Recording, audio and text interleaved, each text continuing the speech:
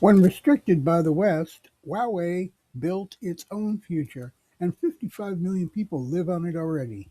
When the West restricted Huawei, most people thought the company would fold, lose access to Google, lose access to Android, lose access to the ecosystem. Game over. But that did thing about sovereignty. That's the thing. You don't know who had it until you pressure hit. Huawei didn't collapse, it pivoted, and that pivoted became HarmonyOS, an open source operating system now running on 55 million devices. That's a comeback, that's a declaration. Most companies would have begged for access back. Most companies would have tried to negotiate their way into the old ecosystem. Huawei didn't. They did the one thing that big tech never expected.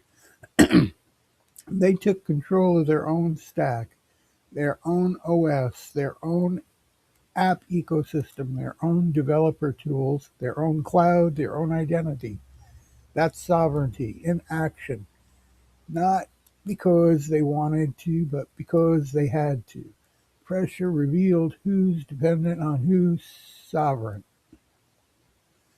Harmony isn't just a replacement for Android, it's a statement. If you can't control your platform, you're on you don't own your future. By going open source, Huawei ensured no single country can shut it down, no corporation can revoke access, no ecosystem lock in and trap their users, no license agreement can pull the rug out. Open source isn't just a philosophy, it's a shield. This story isn't about China, it's about geopolitics. It's not about geopolitics, sorry about that. It's about what happens when you depend on someone else's platform. If trillions of dollar company can lose access overnight, what about you? Your cloud account, your email, your app, your OS, your data. If someone else controls the platform, they control the rules. And if they control the rules, they control you. Huawei's story is a reminder. Sovereignty isn't about loyalty, it's about resilience. People said no one would adopt Harmony OS. People said it would fall without Google. People said users wouldn't switch. And yet, 55 million devices running an OS that didn't exist a few years ago. That's not a niche, that's a movement. It proves something big tech doesn't want you to realize. People will choose sovereignty when you give them no option, or give them the option. Huawei isn't alone. Linux is exploding. Open source apps are replacing proprietary ones. Decentralized platforms are gaining traction. Users are questioning cloud dependency. Creators are reclaiming their workflow. The world is slow learning the same lesson. Loyalty is convenience, sovereignty is powerful.